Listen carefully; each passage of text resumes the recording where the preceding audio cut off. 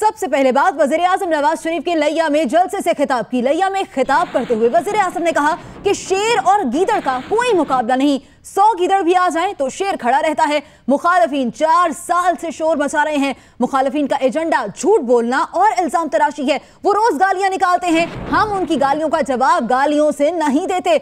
वो लोग कैसे कौम के लीडर बन सकते हैं जिनकी अपनी जबान ही उनके काबू में ना हो। वज़ीर आज़म ने लिया में खिताब करते हुए मुखालिफिन को चैलेंज दिया कि मुखालिफिन के उम्मीदवार की लिया में जमानत जब्त करा देंगे। लाओ उनको, दिखाओ इनका जज्बा। खुदा की कसम सियासत से भागना चाहे तो मुझे जो मर्जी कहना। रोज गालियां निकालते हैं, रोज गालियां निकालते हैं। पता नहीं उनकी जुबान कैसी है। हम तो उनकी गालियों का जवाब किसी गाली से नहीं देते। हम तो पाकिस्तान की तरक्की की बात करते हैं, लेकिन वो रोज मिट्टी उछालते हैं, कीचड़ उछालते हैं, झूठ बोलते हैं, गीबत करते हैं, नए नए वो इल्जामात लगाते हैं। इंशाअल्लाह उनकी ये मुहिम कभी कामयाब नहीं होगी। लाए अपने उम्मीदवार को यहां लिया में, लाओ अपने उम्मीदवार को यहां। अगर जमानत जब्त ना हो जाए तो मुझे कहना। ये सब माशाल्लाह शेर है, शेर ये शेर हैं।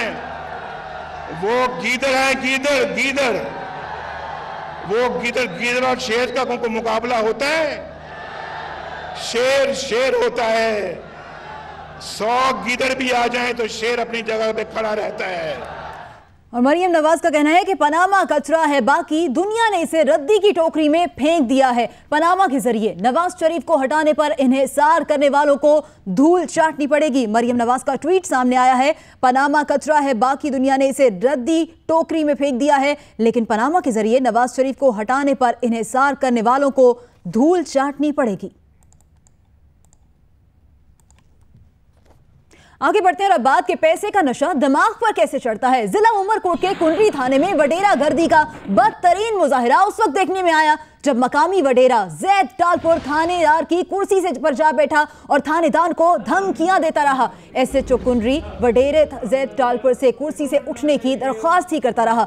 जैद टालपुर ने थानेदार को जमीन पर बैठने का हुक्म दिया। ये वीडियो इस वक्त आप देख सकते हैं। इसमें देखा जा सकता है कि एसएचओ कुंडरी के साथ 2 बावर्दी एहलकार भी नजर आ रहे हैं। लाचार नजर आए एसएचओ ने इस मौके पर डीएसपी को फोन किया, मदद तलब की। इस दौरान क्या गुफ्तगू हुई आपको सुनवाते हैं।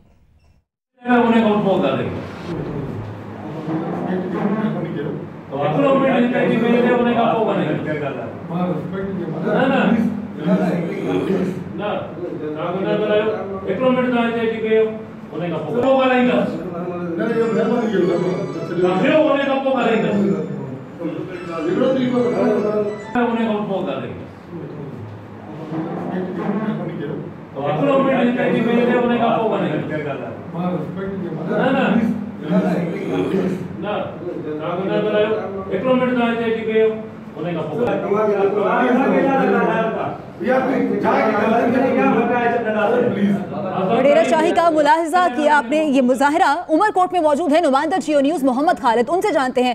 खालिद बताइएगा ये वाकया कब पेश आया?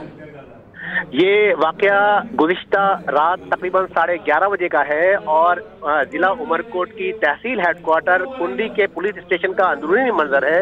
इसमें जो साहब बैठे हुए हैं एसएचओ की कुर्सी पे, उनका नाम जैद टालपुर है। ये सिटिंग एमएनए पाकिस्तान पीपल्स पार्टी के इस वक्त उमरकोट में जो एमएनए हैं नवाब यूसुफ टालपुर, उनके सगे भतीजे हैं। एमपीए नवाब तैमूर टालपुर के फर्स्ट कजन हैं और साबिक वजीर आला लियाकत जतोई, जिन्होंने चंद रोज पहले पीटीआई में शमूलियत अख्तियार की है, उनके दामाद बताए जाते हैं। दिलचस्प बात यह है कि वीडियो में भी आप देख लें कि वो जो जैद टालपुर हैं एसएचओ की कुर्सी पे बैठे हुए हैं, वो एसएचओ को कह रहे हैं कि 1 मिनट के लिए तुम यहाँ बैठो मेरे कदमों के नीचे। और एसएचओ गड़गड़ा रहा है, वो उसके मुंह से सिर्फ 2 अल्फाज निकल रहे हैं, सर आप इज्जतदार आदमी है, सर मैं आपका बहुत एहतराम करता हूं। खालिद आपसे मजीद बात करेंगे। बिल्कुल आप ठीक कह रहे हैं कि थानेदार का रवैया माजरत खाना है। वडेरे के की जानिब से इस थाने में गुंडागर्दी की गई है। थानेदार यही कहता रहा कि साईं आप मेरे लिए काबिल एतमाद हैं। इस वाक़े के एक किरदार हमारे साथ इस वक्त मौजूद हैं एसएचओ कुंडरी मोहम्मद तसव्वुर साहब। तसव्वुर साहब, थाने में ये रवैया हुआ, वडेरे की इतनी दीदा दिलेरी के मौके पर आप ये क्या कर रहे थे? ये नशे में धुत था और ऐसे ही आके बोल रहा जी कि तुमने बंदा पकड़ा, लाकअप दिखाया, सब दिखाया, मेरे ये जमादार ने उनको मारने लग गया। जमादार की इसने वर्दी फाड़ दी और मैंने आकर इसको समझाया तो मेरे भी गले पड़ गया, गालियां देने लग गया। बहुत शुक्रिया तसव्वुर साहब, आपने अपना मौक़िफ़ दिया। और इस वक्त थानेदार की कुर्सी पर बैठने वाले जैद टालपुर साहब भी हमारे साथ लाइन पर मौजूद हैं। जैद टालपुर साहब, आप थाने में क्या कर रहे थे और क्यों कर रहे थे? रात 11-12 बजे मैं अपने लोगों पे इन पे कोई FIR काटना चाह रहे थे पुलिस वाले। यहाँ पे इस तरह से होता है, इन्होंने पुलिस स्टेट बना दी है, लोगों पुलिस को ये कमदार की तरह यूज करते हैं। जिस तरह कमदार यूज होता है ना, आप शायद कमदार का मतलब समझते होंगे, उस तरह से ये उनको यूज करते हैं। तो मैं जैसे अंदर गया, मैं PTI से ताल्लुक रखता हूँ, तो इन्होंने बाहर से गेट लॉक कर दिया, बाहर से गेट लॉक करके और मुझे अरेस्ट करके लॉकअप कर दिया, मुझे और मेरे बेटे को। जैद टालपुर साहब, जो भी है, आप थानेदार की कुर्सी पर बैठे और SHO कुंडरी का कहना है कि आप नशे में धुत थे। ये कैसे मुमकिन है कि कोई SHO की कुर्सी पर बैठ जाए? एक्चुअली वो जो चेयर्स थी वो उसमें नहीं थी, डिसिप्लिन में नहीं थी रखी हुई। SHO की चेयर कौन सी है, किसकी कौन सी है, मैं बैठ गया जाके, मुझे नहीं पता था। उन्होंने ये फोटो बनाते हैं, फिर इस तरह से ब्लैकमेल करते हैं कि देखें ये SHO की चेयर। ये सारा प्री प्लान्ड होता है, ये जो कुछ भी करते हैं ये प्री प्लान्ड होता है। उनके DSP था शेर खान रिंद, वो मेरे पास आया। ओके, मैं गलत था, फॉर एग्जाम्पल अगर मैं गलत था तो वो मेरे पास आया, उसने आके मुझे सलूट किया। जब ये मुझे छोड़ रहे थे सुबह के टाइम लॉकअप से, उसने आके मुझे सलूट किया, मैंने उसको जवाब नहीं दिया।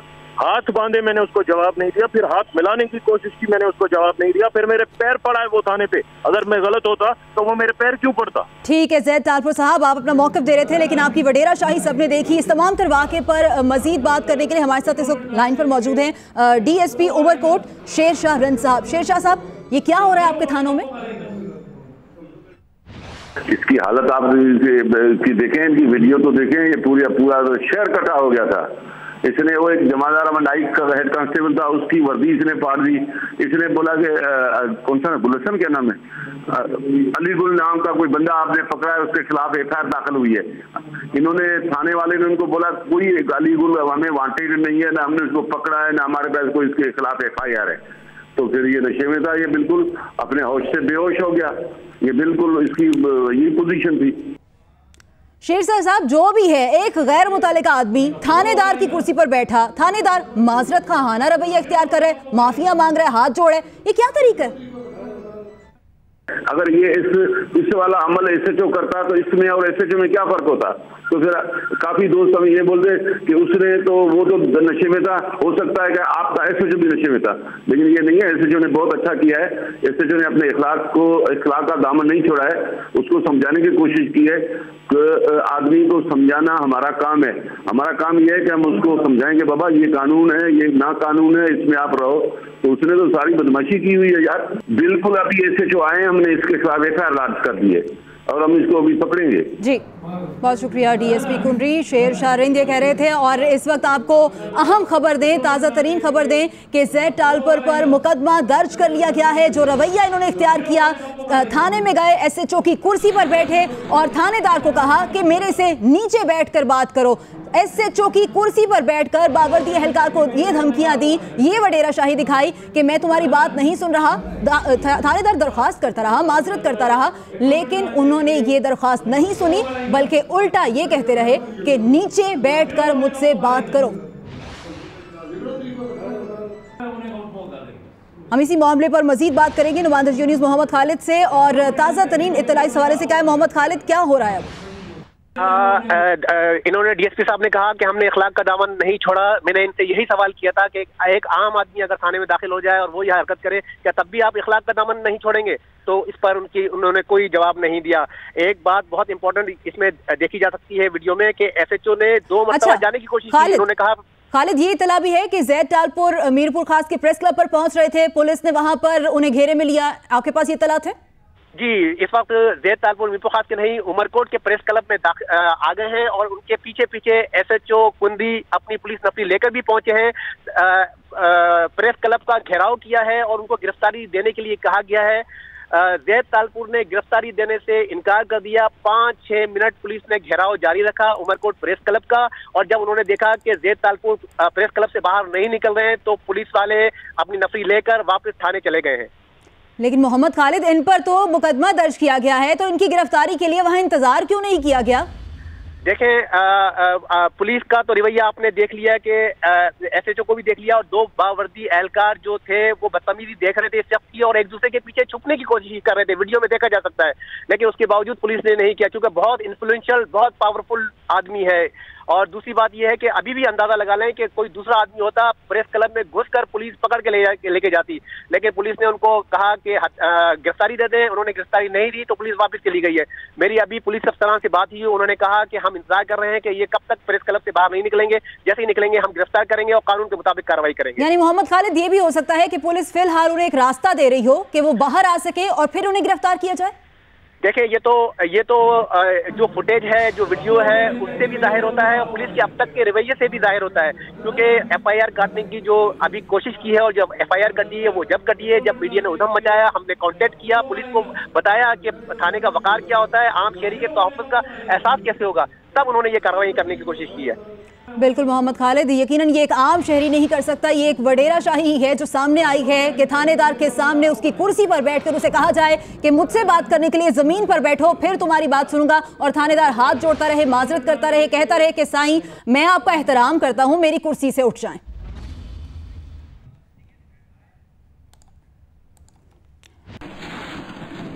इस सूरत हाल से मुतालिक आपको अपडेट करते रहेंगे। अभी खबर दें आपको फैसलाबाद से, जहां 12 साल घरेलू मुलाजमा को बर्तन टूटने की गलती पर मालकिन और उसके बच्चों ने तशद्दुद का निशाना बनाया। मेडिकल रिपोर्ट में तशद्दुद साबित होने पर पुलिस ने मुकदमा तो दर्ज कर लिया, ताहम अब तक कोई गिरफ्तारी अमल में नहीं आ सकी। इसी बारे में मजीद जानते हैं नुमाइंदा जियो न्यूज़ इरफान उल्लाह से। इरफान, मुकदमा दर्ज होने के बावजूद अब तक कोई गिरफ्तारी क्यों नहीं की गई?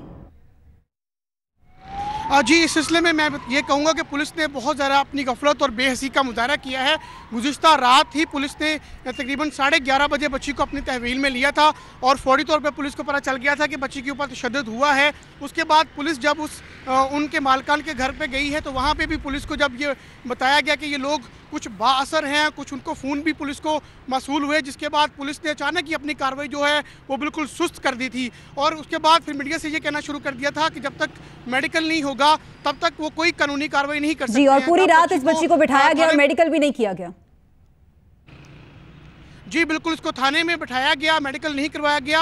आज तकरीबन सुबह इस बच्ची को अस्पताल लेके जाया गया, जहां पे तकरीबन 12 बजे जो है बच्ची का मेडिकल हुआ। मेडिकल होने के बाद जब ये एफआईआर काटी गई है तो तब पुलिस एहलकारों ने मीडिया को बताया कि जो मुल्ज़मान हैं उन्होंने तो ज़मानत हासिल कर ली है। एडिशनल सेशन जज की जो अदालत है वहाँ से उन्होंने ज़मानत कबल गिरफ्तारी करवा ली है और उसके बाद अभी 4 जो मई है उस वक्त तक ये जमानत पे है। उसके बाद से ही जो है पुलिस उनको गिरफ्तार कर सकती है, उससे पहले गिरफ्तार नहीं कर सकती। जी बहुत शुक्रिया आपका इरफान उल्लाह। आगे बढ़ते हैं और आपको बताएं कि लाइन ऑफ कंट्रोल की सूरत हाल पर पाकिस्तान और Bharat director general military operations का हॉटलाइन पर राब्ता हुआ है। आईएसपीआर ने भारतीय फौजियों की लाशों को मस्क करने का भारतीय इल्जाम मुस्तरद कर दिया। तर्जुमान पाक फौज के मुताबिक भारत को बताया गया कि पाकिस्तान लाइन ऑफ कंट्रोल पर अमन का ख्वाह है। पाक भारत डीजीएमओज के दरमियान राब्ता सुबह 11:30 बजे हुआ। पाकिस्तान ने भारतीय फौजियों की लाशों को मस्क करने का भारतीय इल्जाम मुस्तरद कर दिया।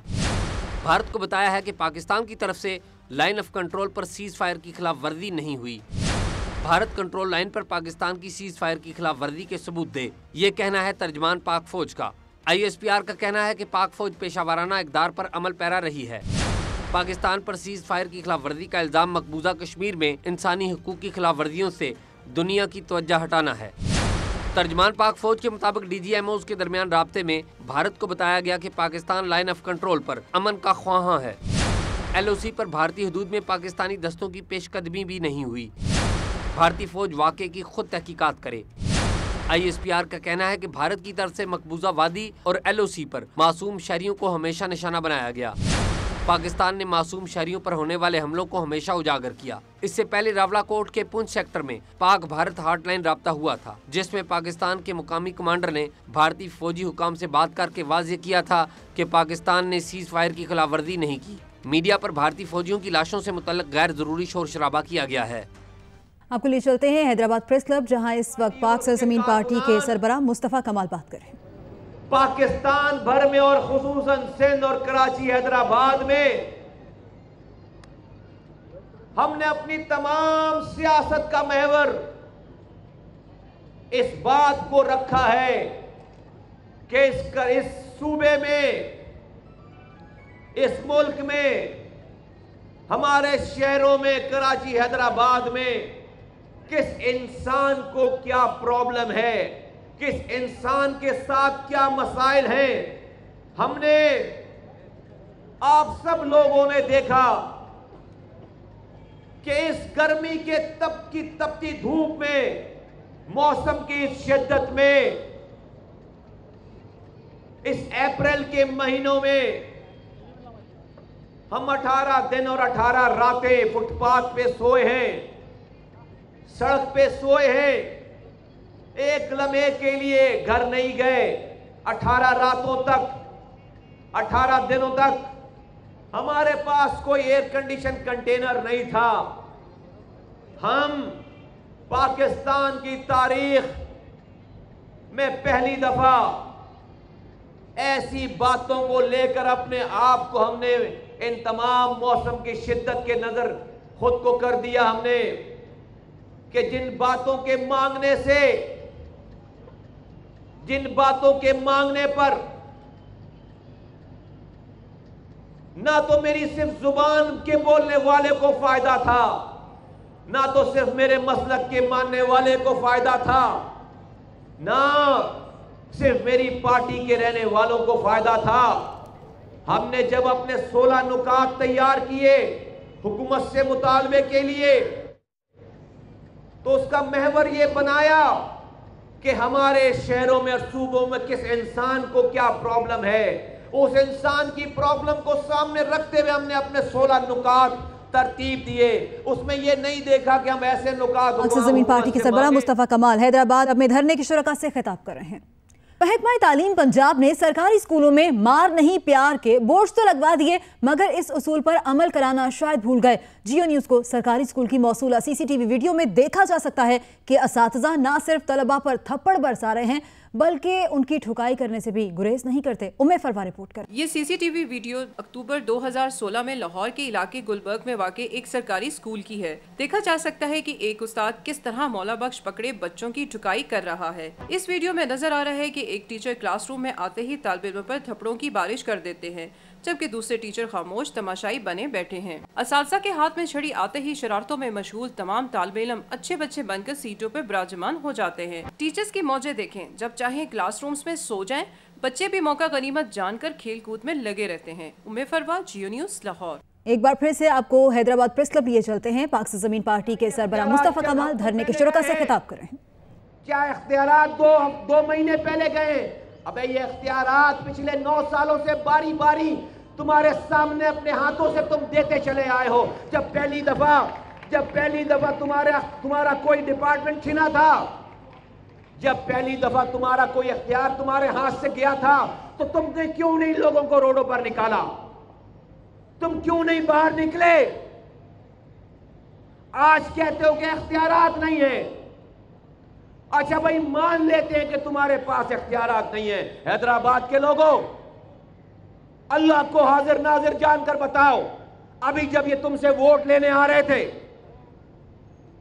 अभी जब ये तुमसे काउंसलर के, चेयरमैन के, मेयर के वोट लेने आ रहे थे, तो तुम्हें ये बताया था? मुस्तफा कमाल हैदराबाद प्रेस क्लब में धरने के शुरका से खिताब कर रहे हैं।